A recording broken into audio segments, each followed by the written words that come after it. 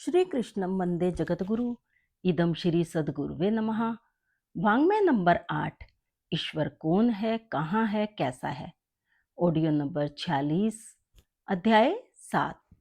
कल के ऑडियो में हमने समझा कि जो लोग स्वयं को ईश्वर विश्वासी मानते बताते हैं, परंतु ईश्वर के आदर्शों और नैतिक मूल्यों के प्रति आस्था का अभाव रखते हैं, उनकी आस्तिकता एक छद्म आस्तिकता है और उसी के कारण ही ईश्वर के अस्तित्व पर प्रश्न चिन्ह लगता है। आस्तिक व्यक्ति अनैतिक कार्य करने के आकर्षण सामने आने पर ईश्वर के दंड से डरता है, परंतु नास्तिकवादी के लिए न तो पाप के दंड से डरने की जरूरत रह जाती है और न ही पुण्य परमार्थ का कुछ आकर्षण रहता है।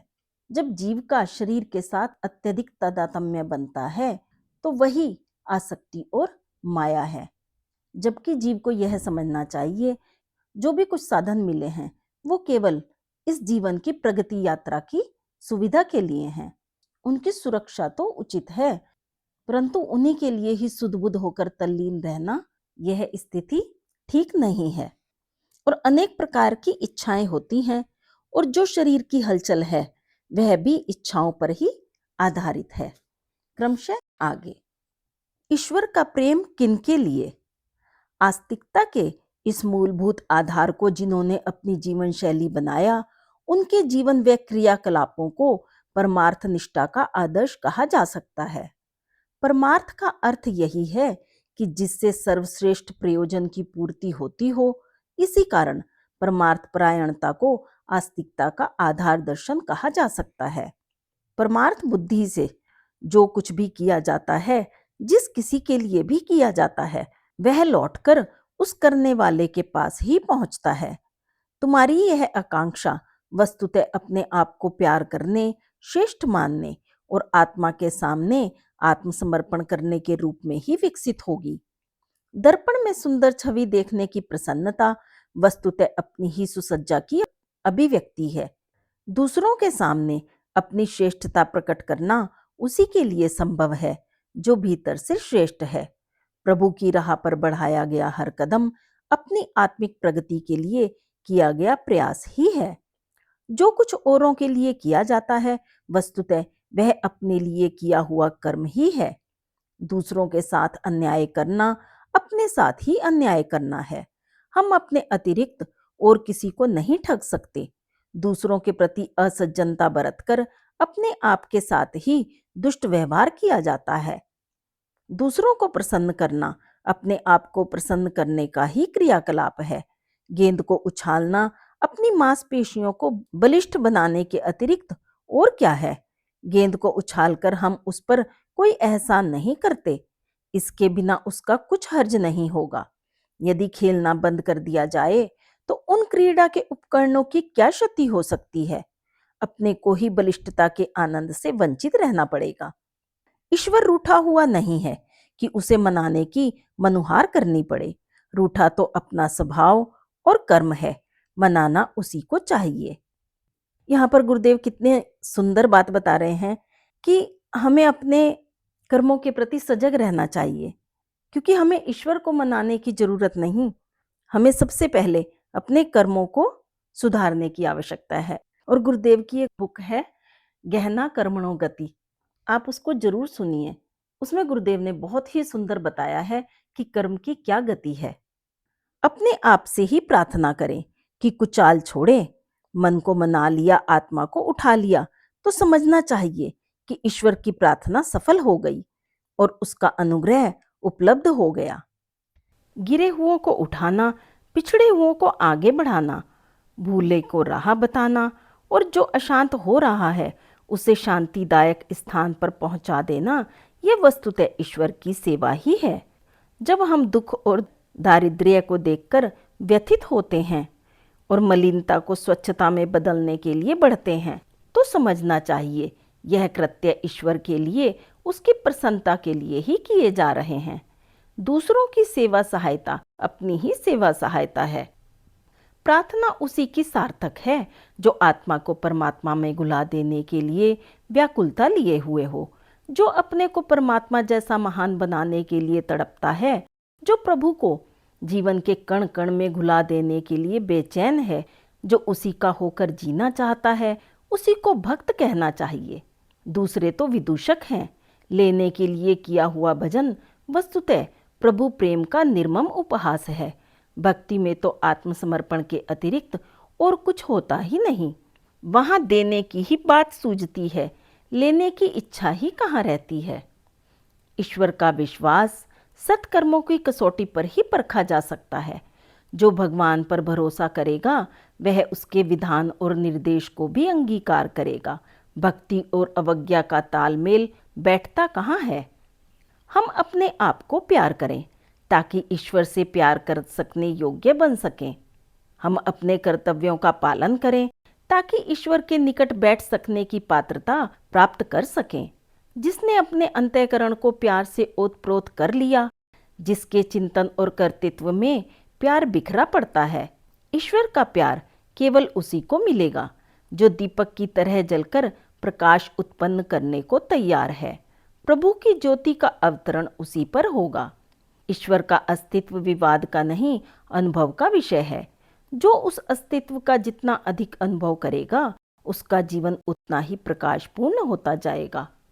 भाव संवेदनाओं में व्यक्त विश्वात्मा।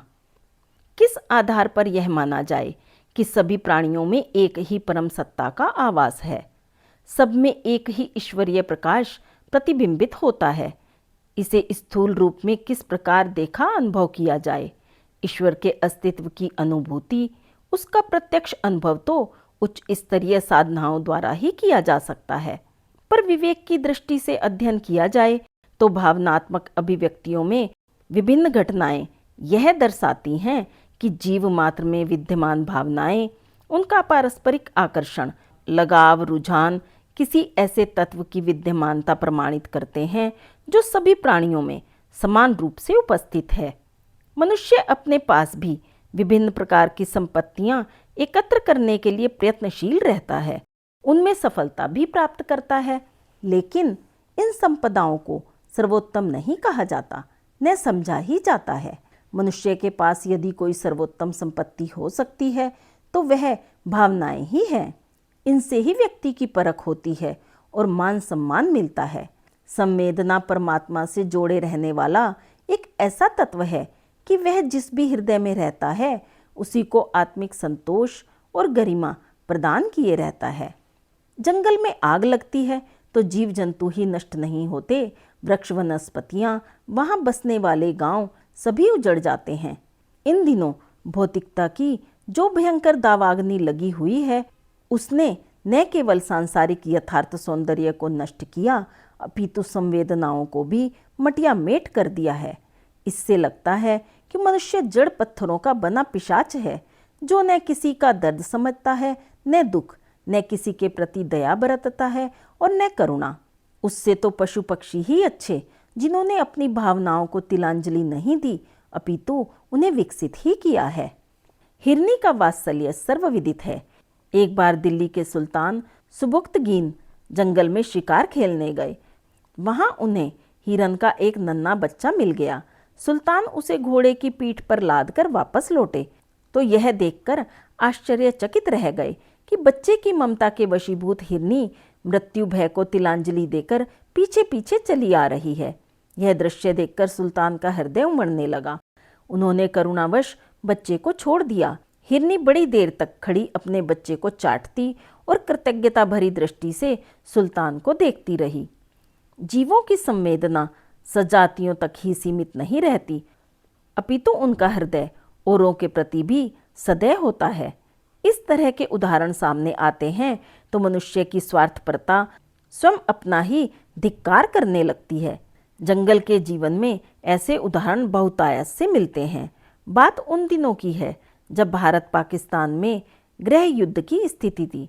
हिंदू मुसलमान एक दूसरे के प्राणों के प्यासे घूम रहे थे। एबटाबाद भी उससे अछूता नहीं था। एक पालतू बंदरिया बुजो जिसका अपना बच्चा मौत की नींद सो गया था, दुखी बैठी थी। उधर सड़क पर एक कुतिया अपने नवजात पिल्ले को दूध पिला रही थी। तभी उधर से एक ट्रक गुजरा। कुतिया ने भागने की कोशिश की पर शीघ्रता में वह ट्रक की चपेट में आकर अपनी जान गंवा बैठी। पिल्ला किसी तरह बच गया, पर भूख से फड़फड़ाता वह इधर उधर अपनी माँ को खोज रहा था। यह दृश्य देखकर बुजो की करुणा छलक उठी। वह पेड़ से उतरी और पिल्ले को छाती से चिपटाकर भाग गई। लोगों ने पिल्ले को बचाने के लिए उसका पीछा किया, पर जब वे मकान की उस छत पर पहुंचे तो देखकर आश्चर्यचकित रह गए कि बुजो लेटी हुई है और पिल्ले को अपना दूध पिला रही है। वह उसके सिर और पीठ पर हाथ भी फेरती जा रही थी। उसका वात्सल्य साफ झलक रहा था। यह दृश्य देखकर लोगों का हृदय भर आया। मजहब के नाम पर रक्तपात करने वाली इंसानियत शर्म से पानी पानी हो उठी। यह चर्चा बिजली की तरह सारे नगर में फैल गई। एबटाबाद पाकिस्तान में चला गया, पर इस घटना के बाद वहां फिर कोई रक्तपात नहीं हुआ। शहबाजपुर के निकट कलड़ी गांव में बाज ने तोते पर झपट्टा मारा।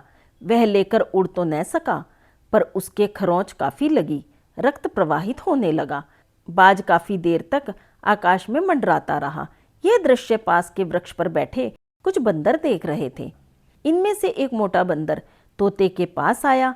तोता समझ गया कि जीवित बचना बहुत मुश्किल है। वह भयभीत होकर चें चें करने लगा। बंदर ने दया भाव से उस तोते को धीरे से पकड़ लिया, अपने सीने से लगाया। अब उसका भय दूर हो गया। अपने को सुरक्षित जान उसने चिल्लाना भी बंद कर दिया।